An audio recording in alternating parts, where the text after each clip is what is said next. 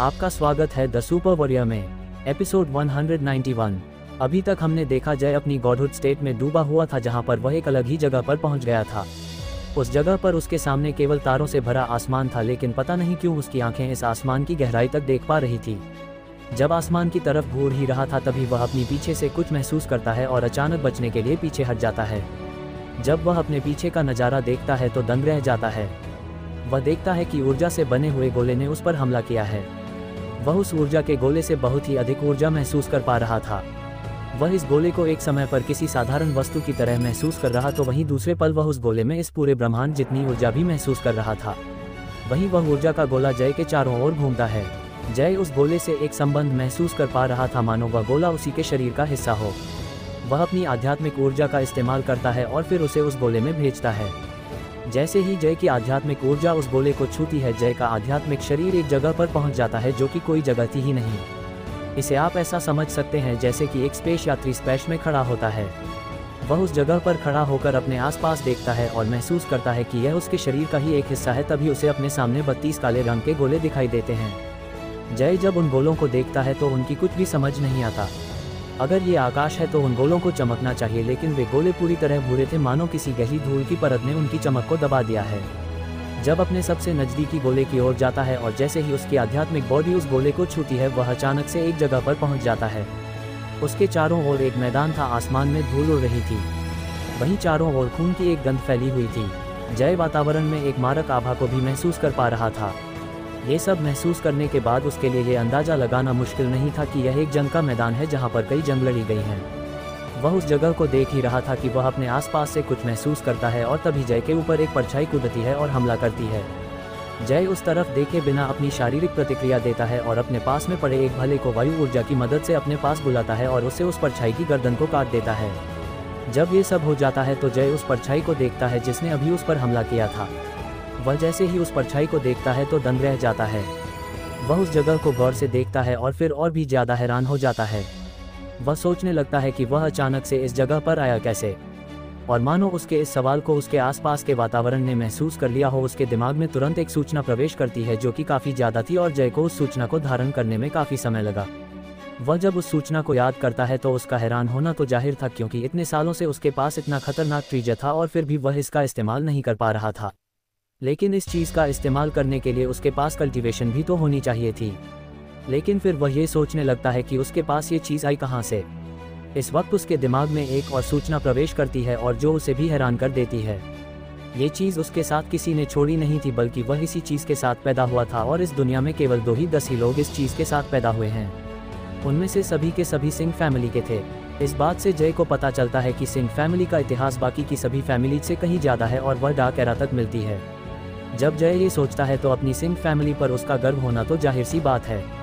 लेकिन आजकल इस तकनीक का कोई भी ज़्यादा महत्वपूर्ण उपयोग नहीं है, क्योंकि चूंकि जब आज से 1500 साल पहले एक चीज़ की खोज हुई थी जिससे एक वर्चुअल वर्ल्ड नाम की एक चीज़ बन जो कि इसी तरह की है। ये जय ने अपने दादाजी से पता किया था। जब जय ये सब कुछ सोच ही रहा था तभी उसके दिमाग में एक और सूचना जाती है और जो उसकी उस निराशा को हैरानी में बदल देती है। वह जब इस बारे में सोचता है तो पक्का हो जाता है कि उसकी सिंह फैमिली डार्क एरा से है और उसकी फैमिली की ब्लड लाइन अभी तक चली आ रही है। वह अपनी आध्यात्मिक ऊर्जा को काबू में करता है और बाहर आता है और उस तारे को गौर से देखता है जिसके सामने वह धूल के कण से भी छोटा लग रहा था, लेकिन उस वक्त उस तारे में एक जगह पर चमक आ गई थी। जय ये देखकर पक्का हो जाता है और उसी वक्त एक एनर्जी जय के शरीर में प्रवेश करती है और जय जब उस एनर्जी को महसूस करता है तो वह पाता है कि सबसे शुद्ध एनर्जी है, जिसके लिए जय ने उस वक्त पूरे 2 महीने अपने ब्रेक थ्रू को डिले किया था। तो क्या थी ये चीज़ जो जय को इतने सरप्राइज दिए जा रही थी, और क्या जय अपने आप को साबित कर पाएगा और उसकी इच्छा शक्ति इतनी ही ताकतवर रहेगी? तो आगे क्या होगा जाने के लिए सुनते रहेगा the super warrior only on listener YouTube channel पर। आपका स्वागत है द सुपर वॉरियर में एपिसोड 192। अभी तक हमने पढ़ा कि जय एक अजीब से जगह पर पहुंच गया था जो जय को अपने बारे में समय समय पर जानकारी भेज रही थी। जय जिस जगह पर था वह एक ट्रेनिंग ग्राउंड था। ये जगह एक बहुत ही ताकतवर व्यक्ति द्वारा बनाई गई थी और इसका इस्तेमाल उस ताकतवर व्यक्ति के द्वारा अपने वंशजों और परिवार को ट्रेनिंग देने में किया जाता था। बाद में उस व्यक्ति ने इस जगह को अपनी ब्लड लाइन में बदल दिया, जिस वजह से यह चीज़ हर उस योद्धा के पास पहुंच गई जिसके पास उसकी ब्लड लाइन की 55% से ज़्यादा ताकत मौजूद थी। ये चीज़ उस ब्लड लाइन के घनत्व को बढ़ाने में मदद करती है और साथ ही उसे ट्रेनिंग देने में मदद करती है। इसे आप एक वर्चुअल गेम की तरह समझ सकते हो जिसमें 32 स्टेज हैं और हर स्टेज में 100 लेवल हैं। हर लेवल को पार करने पर एक इनाम मिलेगी जो कि उस योद्धा की सोल पावर या फिर एनर्जी एसेंस को शुद्ध करने में सहायक होगी। यह इनाम एक तरह की खास एनर्जी जो कि प्रकृति में मौजूद ऊर्जा का सबसे शुद्धतम रूप है। यह एनर्जी किसी भी योद्धा को उसके शरीर में मौजूद सारी अशुद्धताओं को दूर करने में मदद करती है, जिससे वह व्यक्ति एक पूर्ण रूप से शुद्ध काया की प्राप्ति कर सकता है। इसके साथ ही हर लेवल का तरीका अलग अलग होता है जो कि समय के साथ पता चलेगा। इस तरह की काबिलियत केवल जय के पास ही नहीं है, बल्कि सेंट्रल कॉन्टिनेंट में 7 फैमिलीज हैं जिनका इतिहास इतना ही पुराना है। जय जल्द ही इस जगह से बाहर निकलता है और वापस उसी प्लेटफॉर्म पर पहुंच जाता है। कुछ ही देर में वह उस जगह से भी बाहर निकलता है और फिर सोचता है कि बाहर निकल जाएगा, लेकिन सबसे बड़ा सरप्राइज तो उसके लिए अब था। वह बाहर निकलने की बजाय एक चीज़ के सामने पहुंचता है जो कि एक धड़कता हुआ दिल था। जय जब उस दिल को देखता है तो कुछ महसूस करता है और फिर उस दिल और जय के बीच ऊर्जा का एक सेतु बन जाता है और उन दोनों के बीच एक संबंध बन जाता है।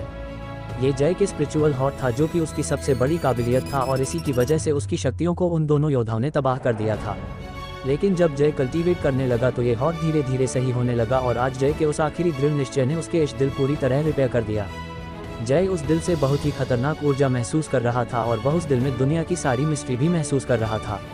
वह तुरंत उस एनर्जी के साथ सहयोग करने लगता है। वहीं बाहरी दुनिया में जय के चारों ओर की एनर्जी अपने पीक पर पहुंच जाता है और इसके साथ ही एक धमाका होता है और एक ऊर्जा की तरंग आसमान की ओर जाती है। श्रुति जब उस तरंग को देखती है तो वह दंग रह जाती है। ये तरंग उसके शरीर से निकलने वाली उस तरंग से कहीं ज़्यादा मजबूत थी जो उसने आइस लॉट्स बॉडी रिलीज करते वक्त रिलीज की थी। उसके सर पर अपने आप एक नीले रंग के कमल का चिन्ह बन जाता है और उसके चारों ओर की एनर्जी अपने आप एक्टिवेट हो जाती है। यह एनर्जी एक कमल का रूप ले लेती है और फिर वह भी अपनी आंखों को बंद कर एक कल्टीवेशन की मुद्रा में चली जाती है। वहीं जब जय के शरीर से निकलने वाली ऊर्जा सारा के शरीर के पास पहुंचती है तो उसके शरीर से लाल रंग की एक रोशनी निकलती है और उसके शरीर के आसपास एक लाल रंग का कमल बनने लगता है।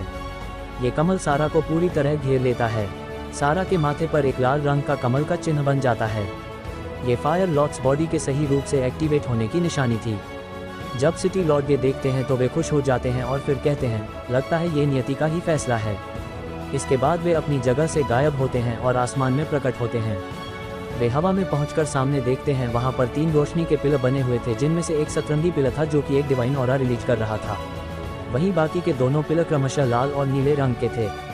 इस वक्त सूरज सेन के पास में एक और बूढ़ा आदमी प्रकट होता है। ये बूढ़ा आदमी वही था जो कि जय के सिटी में प्रवेश करने के समय बताया गया था। वह आसमान में देखता है और खुश होते हुए कहता है, सच में एक शेर का बेटा शरेही होता है। वे दोनों फिर एक दूसरे की तरफ देखकर अपना सर हिलाते हैं और फिर अपने हाथों में मुद्राओं को तेजी से बदलते हैं। उन दोनों के शरीर से ऊर्जा निकलने लगती है। यह ऊर्जा सामने बहुत सारी लकीरें बनाने लगती हैं जो कि संस्कृत भाषा के चिन्ह में बदल जाती हैं।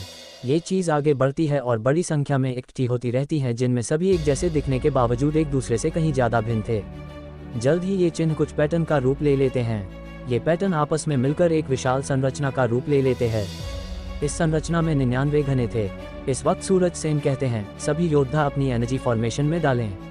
उसके ऐसा कहते हैं उन दोनों के आसपास करीब 99 योद्धा प्रकट होते हैं और वे उस फॉर्मेशन में अपनी ऊर्जा को डालने लगते हैं जिससे वह संरचना कई परतों में बन जाती है और जो पूरी सिटी को घेर लेती है और इस फॉर्मेशन का सबसे मजबूत हिस्सा सिटी लॉर्ड पैलेस को घेर लेता है, जिससे आसमान में उठे हुए प्रकाश स्तंभ दिखना बंद हो जाते हैं। कुछ ही समय में वह फॉर्मेशन पूरी हो जाती है। ये formation the great defensive shield formation है और यह एक 7वीं रैंक की फॉर्मेशन जो कि किसी मृत्युवीर रैंक के योद्धा को भी तोड़ने में कठिनाई पैदा करती है। ये फॉर्मेशन सूरज सेन ने एक खास पल के लिए तैयार की थी, लेकिन वह महसूस कर सकता था कि वह स्थिति कुछ ही देर में उनके दरवाजे तक पहुंचने ही वाली है और वह उस स्थिति से सिटी के लोगों और अपने बच्चों की कल्टीवेशन को बचाने के लिए इस फॉर्मेशन का इस्तेमाल करने वाला है। सूरज सेन और वह बूढ़ा आदमी एक दूसरे की तरफ देखते हैं और अपना सर हिलाते हैं। इसके बाद वे अपनी जगह से गायब हो जाते हैं। तो आगे क्या होगा जाने के लिए सुनते रहेगा the super warrior only on listener YouTube channel पर। आपका स्वागत है द सुपर वॉरियर में। एपिसोड 193। सूरज सेन और वह बूढ़ा आदमी एक बहुत बड़ी फॉर्मेशन को बना लेते हैं जो कि पूरी सिटी को घेर लेती है। ये फॉर्मेशन एक शील्डिंग फॉर्मेशन और डिफेंसिव फॉर्मेशन थी। इसका एक हिस्सा किसी विशेष वातावरण को शील करने में और बड़ा हिस्सा एक बड़े क्षेत्र में को बंद करने में इस्तेमाल होता है। जय, सारा और श्रुति की अवेकनिंग प्रोसेस में जो एनर्जी रिलीज हुई थी वह एक बहुत ही शक्तिशाली एनर्जी थी और उसे कोई भी साधारण फॉर्मेशन नहीं छुपा सकती थी। इस वजह से सूरज सेन ने इस फॉर्मेशन का इस्तेमाल किया। इस फॉर्मेशन को लगातार एनर्जी देने की आवश्यकता होती है जो कि बाकी के 99 योद्धा कर रहे थे। वे सभी महाशक्ति रैंक और कुछ वीर रैंक पर थे। वहीं सिटी में सभी बड़ी फैमिलीज भी इस दृश्य से अलर्ट हो गई थी। साल्वे फैमिली के पैलेस पर एक व्यक्ति हवा में सिटी लॉर्ड पैलेस की ओर देखता है और उसके चेहरे पर एक शातिर मुस्कान आ जाती है। यह मुस्कान काफ़ी डरावनी थी। वह अपनी स्टोरेज रिग से एक टोकन निकालता है और उसे तोड़ देता है, जिससे एक एनर्जी रिलीज होती है और वह एनर्जी बिना उस डिफेंसिव फॉर्मेशन से टकराए बाहर निकल जाती है और एक दिशा में चली जाती है। इसी वक्त पर एक गुफा में जहां पर पहले उन दोनों मैसेंजर्स जासूस एक और जासूस दो पहले गए थे, इस गुफा में वही योद्धा जो कि पहले मुख्य सीट पर बैठा इस वक्त अपनी आंखों को खोलता है और अपनी स्टोरेज रिंग से एक टोकन निकालता है जो कि लाल रंग से चमक रहा था। ये टोकन देखते ही उसके चेहरे पर एक बेरहम मुस्कान आ जाती है और वह कहता है, तुमने बहुत उड़ान भर ली वॉरलॉर्ड, आज तुम्हारा समय आ गया है। वह ये कहकर अपनी जगह से खड़ा होता है और पास में उन लोगों के खून को देखता है जिनकी खाल उतारकर उनके खून का एक एक कण निकाला गया था। वह उस खून को अपने पास रख लेता है और फिर गुफा से गायब हो जाता है। उसके साथ ही दरवाजे पर मौजूद वह सांप भी चल देता है। इस वक्त सिटी में सिटी लॉर्ड भी यह सब कुछ महसूस कर लेते हैं कि सॉल्वे फैमिली के साथ कुछ तो गड़बड़ है, इसलिए वह एक टोकन निकालता है और उसे तोड़ देता है। ये टोकन टूटते ही बाकी की तीनों फैमिलीज के एंसेस्टर के पास पड़ा टोकन चमकने लगता है और वे समझ जाते हैं कि वक्त आ गया है शहर में मौजूद एक कैंसर को खत्म करने का। वहीं उन सब के अलावा एक और व्यक्ति के पास टोकन चमकता है जो कि इस वक्त एक पेड़ की शाखा पर सोया हुआ था। वह उस टोकन को देखता है और मुस्कुराता है, शेर शांत, क्या हुआ? कुत्ते खुद को राजा समझने लगे। ठीक है, देखते हैं तुम सब कहाँ तक जाते हो। ये कहकर वह वापस से उस टोकन को रख लेता है और फिर आंखें बंद कर सो जाता है। ये व्यक्ति मध्यम आयु का था जो कि करीब 35 से 40 साल के बीच का होगा। वह फटे हुए कपड़े पहने हुए था और उसकी पीठ पर एक लंबा सा कपड़ा बंधा हुआ था जो कि अपने अंदर किसी चीज़ को छुपाए हुए था। वह चीज़ किसी लंबे हथियार की तरह दिख रहा था। इस वक्त उसके शरीर में कुछ परिवर्तन होता है और वह तुरंत उस जगह से गायब हो जाता है। हंटर सिटी, सिटी गेट के ऊपर। इस हंटर सिटी के बाहर सिटी के ऊपर बहुत से लोग इकट्ठा हो गए थे। इनमें से सभी अलग अलग तरह के कपड़े पहने हुए थे। इन सब में सबसे आगे एक पीले रंग का कोट पहने हुए एक बूढ़ा इंसान था। उसी के पास में एक और व्यक्ति खड़ा हुआ था जो कि करीब 36 से 38 साल का लग रहा था। ये दोनों डेजर्ट सिटी के डिविलिस फैमिली के एंसेस्टर और हेड थे। अगर हम हेड को देखें तो पता चलता है कि उसकी शक्ल शंकर डिविलिस और रोहन डिविलिस से मिल रही है। वहीं उन दोनों के पीछे बहुत से योद्धा खड़े हुए थे। ये सभी महाशक्ति रैंक के योद्धा थे। वहीं सबसे आगे मौजूद वह बूढ़ा आदमी एक वीर रैंक की लेट स्टेज का योद्धा था। उसके पीछे मौजूद वह मध्यम आयु का योद्धा वीर रैंक के मिड स्टेज पर था। वे सभी इस वक्त किसी की प्रतीक्षा कर रहे थे। उन्हें ये खबर पहले से थी कि साल्वे फैमिली और बाकी की बाहरी ताकतें मिलकर हंटर सिटी पर काबू पाने की कोशिश कर रही हैं। इस पर रिएक्ट करते हुए वे यहाँ पर केवल तमाशा देखने के लिए आए हैं। वे पहले प्रतीक्षा करेंगे, फिर जो साइड जीतती हुई नजर आएगी उसका साथ देकर अपना स्ट्रॉन्ग होल्ड हंटर सिटी में भी खोलेंगे। वहीं उनके बेटे यानी कि डिविलिस फैमिली के दोनों यंग मास्टर भी अभी तक हंटर सिटी में ही थे। वे नहीं चाहते थे कि इस सब के दौरान उन दोनों को कुछ हो। वे इस वक्त हंटर सिटी की दिशा में देख ही रहे थे कि उनकी आंखें तिरछी होती हैं और वे आकाश में एक दिशा में देखते हैं। कुछ ही देर में उस जगह पर दरारें बनती हैं जो कि आकाश में एक पोर्टल खोल देती हैं। इस पोर्टल से सबसे पहले लाल रंग का धुआं बाहर निकलता है जो कि एक बहुत ही खतरनाक खून की गंध समेटे हुए था। वहीं इस धुएं के बीच कुछ आकृतियां बाहर निकलती हैं। ये आकृतियां सभी काले रंग के कपड़े पहने हुए थे। उनकी आंखें पूरी तरह लाल थी और उनके शरीर से जगह जगह से कांटे निकल रहे थे। इन आकृतियों के पीछे से करीब 15 से 16 योद्धा बाहर निकलते हैं जो कि एक बहुत ही खतरनाक और घिनौनी एनर्जी रिलीज कर रहे थे। वे सभी इंसान जैसे तो थे लेकिन उनका शरीर इंसान से कई तरीकों से भिन्न था। ऐसा लग रहा था मानो उन्हें कई तरीकों से जोड़कर बनाया गया हो। वे सभी बाहर निकलकर एक कतार में खड़े हो जाते हैं। जब डिविलिस फैमिली का एंसेस्टर उन सभी को देखता है तो उसके चेहरे के भाव भी बदल जाते हैं। वह कहता है, तो वो बाहरी ताकत ये डार्क पैलेस था। ये इतने सारे पपेट लेकर आए हैं और उनमें से हर एक की ताकत महाशक्ति रैंक और वीर रैंक के बीच है। क्या सच में सिटी लॉर्ड इस आपदा से बच पाएंगे? वह फिर अपने बेटे की तरफ मुड़ता है और कहता है, पुष्कर, हम इस लड़ाई में हिस्सा नहीं ले सकते। तुम उन दोनों से कह दो कि वह साल्वे फैमिली से अभी के अभी नाता तोड़ दे। ये सुनकर वह फैमिली हेड हैरान रह जाता है। वह कहता है, पिताजी, लेकिन क्यों? इस पर वह बुरा आदमी कुछ नहीं कहता, जिससे वह हेड समझ जाता है कि उसे उसकी बात माननी ही होगी। वह एक टोकन के जरिए अपने दोनों बेटों मैसेज भेज देता है। इसके बाद वह अपने पिता की तरफ देखता है लेकिन तभी उसके दिमाग में आवाज़ आती है, ये बात आज से 15 साल पहले की है। इस जगह पर डार्क पैलेस और इसी तरह की इविल संस्थाओं ने हमला किया था और हमारी फैमिली के भी एक सदस्य तुम्हारे ग्रेट ग्रैंडपा ने उनका साथ दिया, लेकिन उस वक्त एक योद्धा आया जो कि इतना खतरनाक था कि उसने अकेले ही इन सभी संस्थाओं को इस जगह से उखाड़ फेंका। और कमाल की बात यह है कि वह केवल 20 से 25 साल का होगा। उन संस्थाओं को खत्म करने के बाद उसने उन फैमिलीज पर हमला किया जिन्होंने इनका साथ दिया था। वे सभी फैमिली उस आदमी के सामने नहीं टिक पाए और तुम्हारे ग्रेट ग्रैंडपा ने अपनी जान के बदले हमारी फैमिली की जान न मांगी होती तो तुम लोग आज यहाँ पर इस तरह खड़े होकर यह सब न देख रहे होते। जब पुष्कर डिविलिस अपने पिता की यह बात सुनता है तो वह हैरान रह जाता है और फिर इस मामले की गंभीरता को समझता है, लेकिन फिर वह वॉइस ट्रांसमिशन के जरिए ही पूछता है, लेकिन इसका इस जगह से क्या संबंध, और यह योद्धा जिसकी आप बात कर रहे हैं वह तो अभी तक यहाँ से चला भी गया होगा। उसकी बात सुनकर एंसेस्टर हंसता है और फिर वॉइस ट्रांसमिशन के जरिए ही कहता है, तुम यंग जनरेशन की यही दिक्कत है, तुम लोगों ओल्डर जनरेशन की बात ही नहीं सुनते। अगर तुम लोगों ने अपनी आंखों से उस योद्धा का आतंक देखा होता तो तुम्हें शायद ये ख्याल भी नहीं आता। वह डर आज भी सोचते ही ताज़ा हो जाता है। अगर तुमने उस वक्त वह देख लिया होता तो तुम आज इस जगह पर खड़े भी नहीं हो पाते। और हंटर सिटी का सिटी लॉर्ड उस योद्धा का सबसे खास और यहाँ पर इकलौता दोस्त था। ये सुनते ही मानो पुष्कर के पैरों तले जमीन खिसक गई हो। वह कहता है, तभी आपने उस वक्त कुछ भी करने से मना किया था। अगर वह योद्धा फिर से आ गया तो। इसके बाद वे दोनों चुप हो जाते हैं और अपने योद्धाओं के साथ वहाँ से काफ़ी दूर तक पीछे हट जाते हैं। वहीं आसमान में उस पोर्टल से इस वक्त 3 योद्धा बाहर निकलते हैं। इनमें से एक वही था जो कि उस गुफा में बैठा हुआ था। वह बाहर निकलता है और अपनी एनर्जी को रिलीज करता है, जिससे एक एनर्जी की बीम निकलती है। वह कहता है, 15 साल बाद मैं वापस आ गया हूँ और अब तो वो भी नहीं है। मैं देखता हूँ कि कैसे तुम लोग मुझसे बचते हो। इस वक्त सिटी लॉर्ड पैलेस में सूरज सेन और निशा अपने तीनों बच्चों की तरफ देखते हैं और फिर एक दूसरे की तरफ देखकर अपना सर हिलाते हैं। वहीं वे दोनों एक साथ अपनी जगह से गायब हो जाते हैं। इसके साथ ही वह बूढ़ा आदमी जो कि बाहर फॉर्मेशन बनाने के लिए बाहर निकला था भी अपनी जगह से गायब हो जाता है। इसके साथ ही पूरी हंटर सिटी में कुछ ऊर्जा के स्तंभ आसमान की ओर उठते हैं और गायब हो जाते हैं। पूरी हंटर सिटी इस वक्त तनाव के माहौल में थी। सबसे पहले अचानक से उस प्रकाश स्तंभ का दिखना, फिर अचानक से चारों ओर से एक फॉर्मेशन का बनना और अब सिटी के सबसे ताकतवर शख्सियतों का एक एक कर बाहर निकलना। जब सभी तनाव की स्थिति में तभी पूरी सिटी में एक प्यारी सी आवाज़ गूंजती है, ये बस एक बुरा सपना है, सो जाओ। उस आवाज़ को सुनते ही सभी लोग चाहे वे कहीं पर हो तुरंत आंखें बंद कर सो जाते हैं। यह आवाज़ निशा सेन यानी कि जय की मौसी की थी। वह ये करने के बाद अपनी जगह से गायब हो जाती है। इस वक्त उस डिफेंसिव फॉर्मेशन के बाहर आसमान में दरारें बनती हैं जो कि तेज़ी से फैलने लगती हैं और फिर वे दरारें एक पोर्टल का रूप ले लेती है। कुछ ही देर में इस तरह के 2 पोर्टल बन जाते हैं। एक पोर्टल से कुछ 50 के लगभग सिपाही बाहर निकलते हैं, वहीं दूसरे पोर्टल से सिटी लॉर्ड, बाकी की तीनों फैमिली के एंसेस्टर और हेड, वह बूढ़ा आदमी, निशा बाहर निकलते हैं। सूरज सेन अपने सामने खड़े उन अजीब से दिखने वाले लोगों को देखकर हंसता है और फिर कहता है, तुम लगता है पिछला सबक भूल गए हो और फिर से इन खिलौनों को लेकर यहाँ पर आ गए हो। पर कोई बात नहीं, इस बार तुम्हें सबक याद रखने का मौका ही नहीं मिलेगा।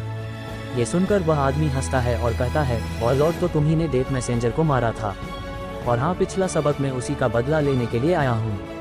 पिछली बार तो तुम्हारे साथ वह था, लेकिन इस बार तुम मेरे हाथों से कैसे बचोगे? मैं तुम्हें मारने के बाद तुम्हारे परिवार के हर एक सदस्य की कठपुतली बनाऊंगा, और मैंने सुना है तुम्हारी बीवी एक इन बॉडी वाली है, तो उसके साथ थोड़ा खेलने में भी क्या जाता है।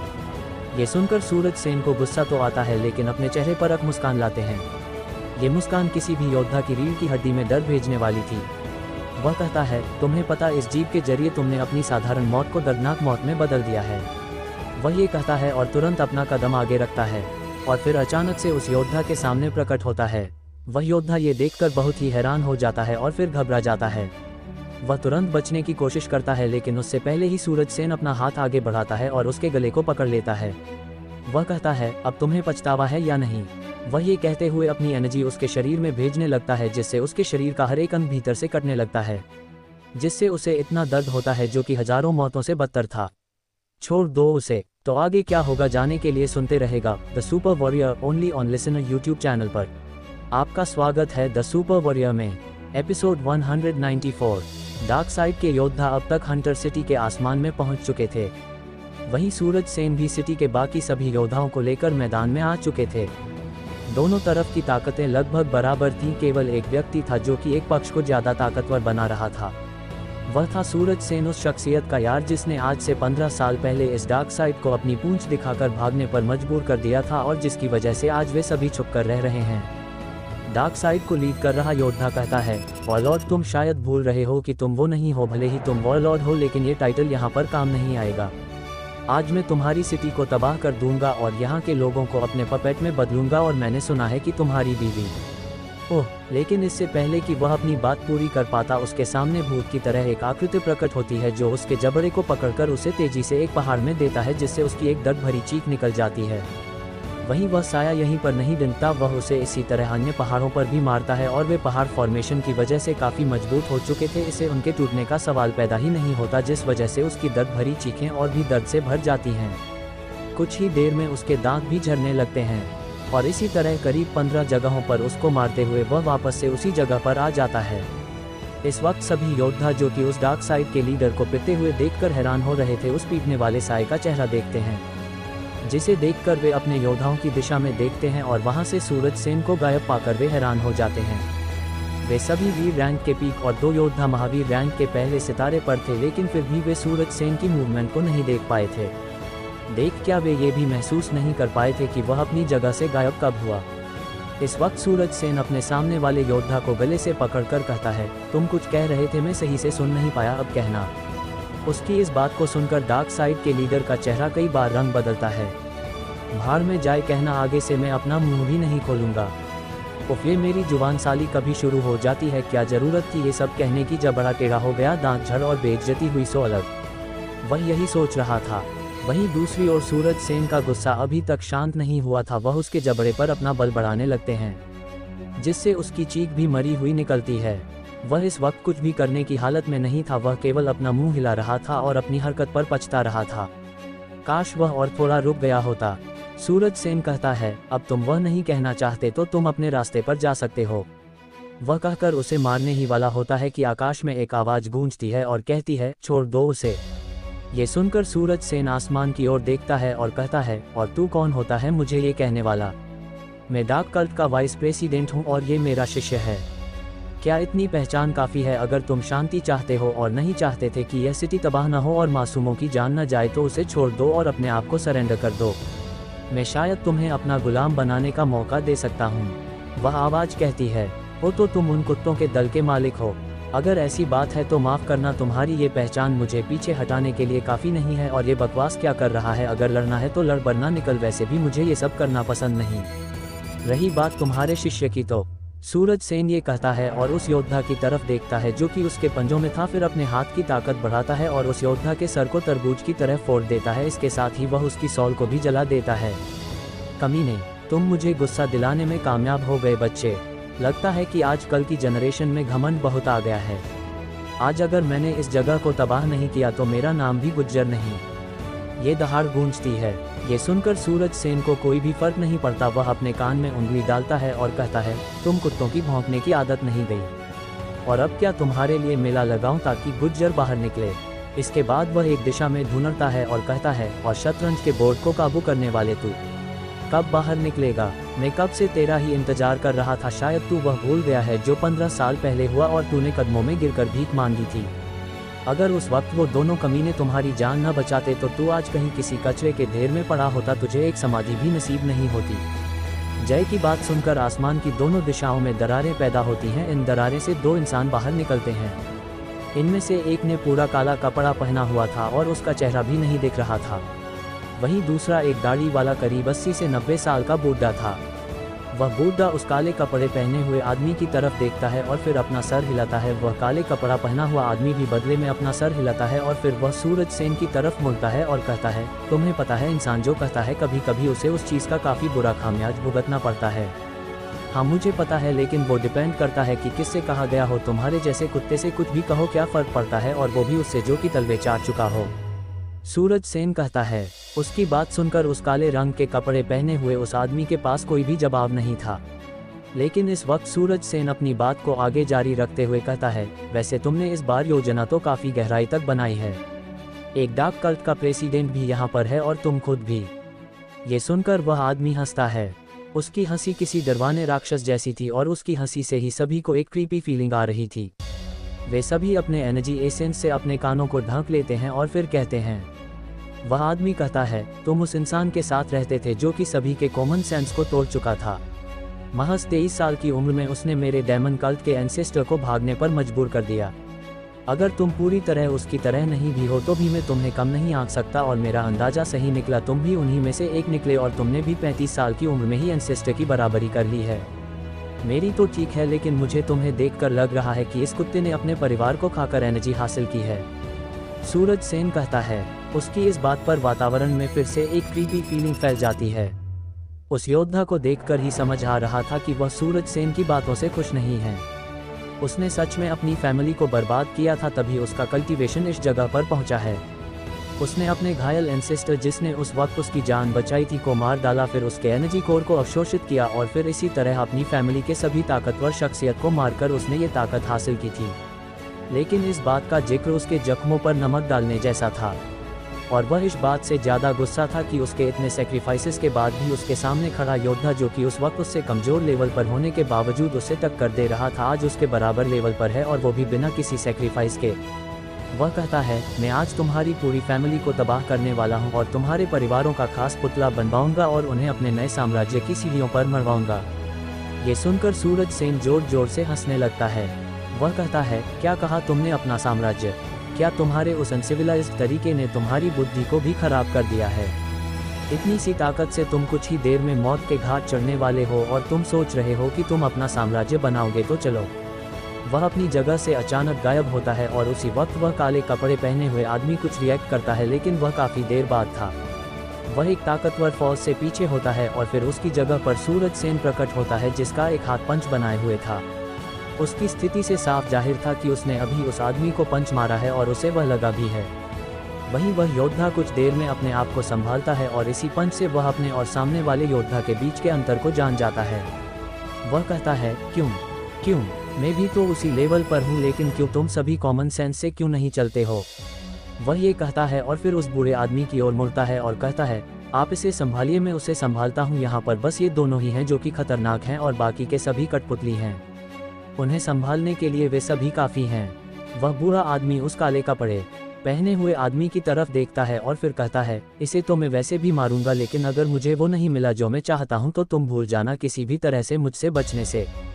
तुम्हारी मौत बहुत ही बुरी होगी। वह बुरा आदमी गुस्से में कहता है, और हो भी क्यों न, क्योंकि उसने अपना सबसे चहेता शिष्य खोया था, जिसका आगे जाकर मृत्युवीर लेवल को पार करने का मौका था। इस मौके को केवल वही चीज़ भर सकती है। वहीं वह काले कपड़े पहने हुए आदमी सामने वाले के बर्ताव से बिल्कुल भी खुश नहीं था, लेकिन फिर वह अपने दांत भींचते हुए कहता है, आप चिंता मत कीजिए, वह चीज़ इस काम के बाद आप तक पहुंच जाएगी। वह बुरा आदमी कहता है, और यही तुम्हारे लिए अच्छा होगा। इसके बाद वह अपनी जगह से गायब होता है और सूरज सेन के सामने प्रकट होता है। वह कहता है, तुमने मेरे मना करने के बावजूद मेरे शिष्य को मारा, इस नुकसान की भरपाई तुम अपनी मौत से नहीं चुका पाओगे। मैं तुम्हें एक किंग लेवल के पपेट में बदल कर करूँगा, वैसे भी तुम्हारा टैलेंट। ओह, लेकिन इससे पहले कि वह अपनी बात को पूरा कर पाता, सूरज सेन अपनी जगह से गायब होकर उसके चेहरे पर एक मुक्का जड़ देता है, जिससे वह कुछ कदम पीछे हट जाता है। वहीं सूरज सेन भी 10 से 8 कदम पीछे हो जाता है। उस बुरे आदमी ने इस हमले की उम्मीद नहीं की थी, इस वजह से वह अपने आप को बचाने में नाकाम रहा था। वहीं दूसरी ओर वह काले कपड़ों से ढका हुआ आदमी निशा से कुछ दूरी पर प्रकट होता है और कहता है, तुम्हें उस वक्त मान जाना चाहिए था। निशा उसकी बात सुनकर उसे घिन भरी नज़रों से देखती है और कहती है, एक आदमी जो कि अपनी फैमिली को खा सकता है, वह कितना गिरा हुआ हो सकता है, ये तो कोई भी सोच सकता है। तुम तो आगे क्या होगा जाने के लिए सुनते रहेगा the super warrior only on listener YouTube channel पर। आपका स्वागत है द सुपर वॉरियर में, एपिसोड 195।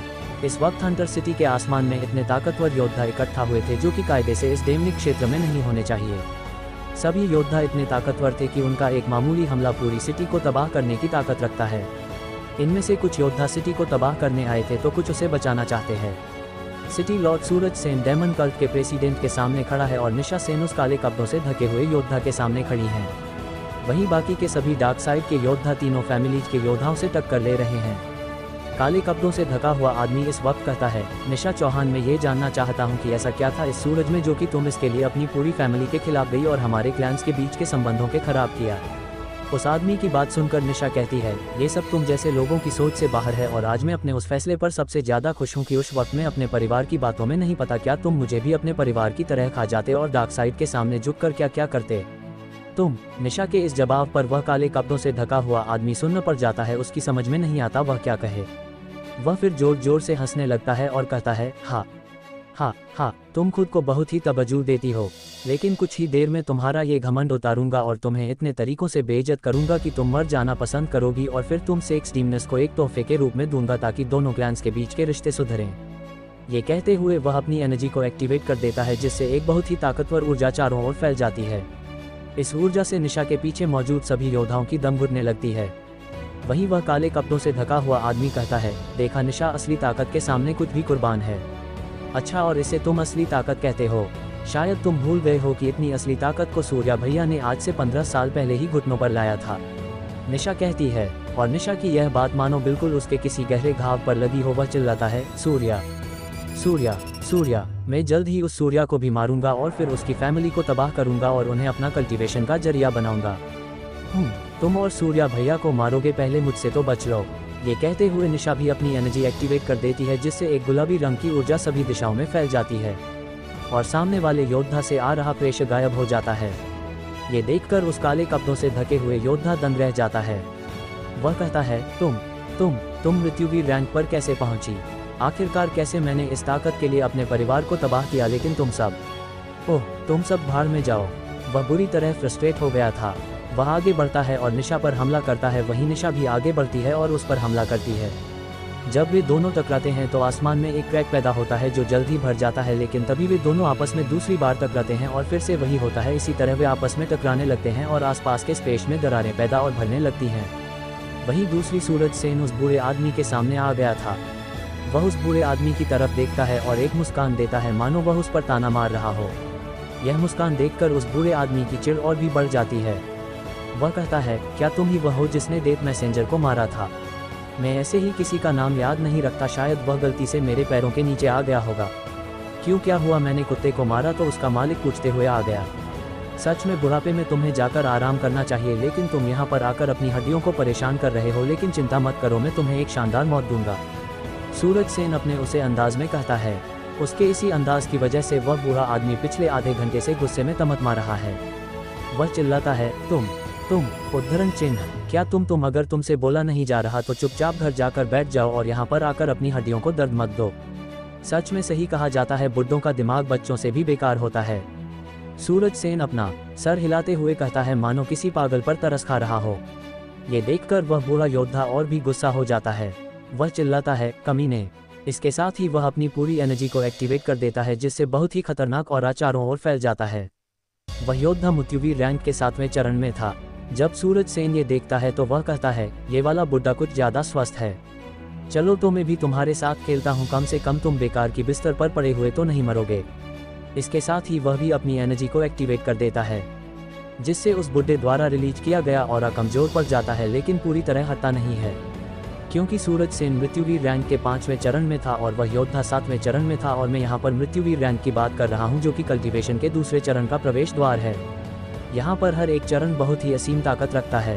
वहीं सूरज सेन ने निकल रही एनर्जी फ्लक्चुएशंस को महसूस कर वह योद्धा थोड़ा हैरान होता है और फिर कहता है, सच में मैंने उस सूर्या नाम के योद्धा को तो नहीं देखा, लेकिन तुम उसके दोस्त हो और तुम्हारे ऑरा को महसूस कर ही मैं बता सकता हूँ कि तुम उसी के दोस्त बनना। इतनी सी उम्र में मृत्युवीर रैंक के 5वें चरण में पहुँचना, सच में पूरे सेंट्रल कॉन्टिनेंट में तुम दूसरे स्थान पर हो।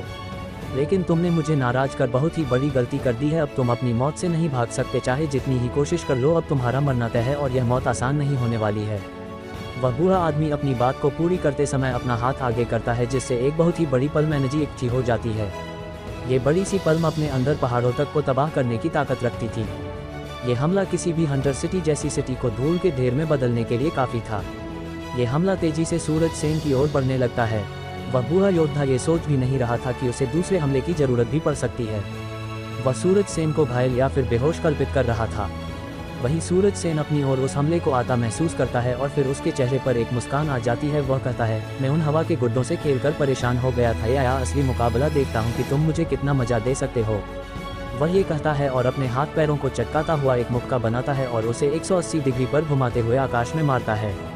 उसके ऐसा करते ही सामने एक स्पिरिचुअल एनर्जी का एक बड़ा सा मुक्का बन जाता है, जो तेजी से पल्म प्रिंट की ओर बढ़ने लगता है।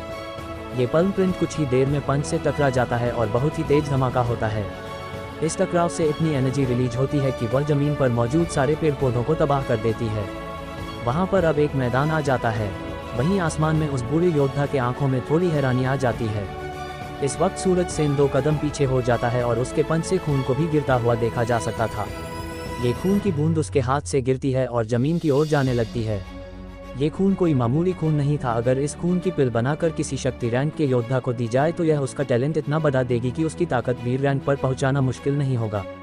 ये खून की बूंद नीचे गिरते हुए डिविलियर्स फैमिली के योद्धा भी देखते हैं, लेकिन इससे पहले कि वे अपनी सोच के घोड़े दौड़ा पाते वह खून की बूंद हवा में ही गायब हो जाती है।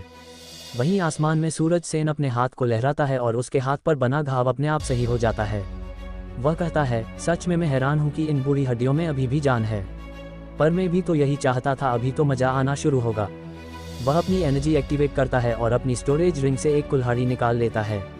सच में सूरज सेन की व्यक्ति आभा उस कुल्हाड़ी के हाथ में आते ही पूरी तरह बदल गई थी। वह अब कोई शांत दिखने वाला व्यक्ति नहीं बल्कि हजारों जंगों को लड़ चुका एक योद्धा लग रहा था। और हो भी क्यों ना, उसने इसी कुल्हाड़ी से हजारों लड़ाइयों को खत्म किया है, लाखों योद्धाओं के सरों को काटा है।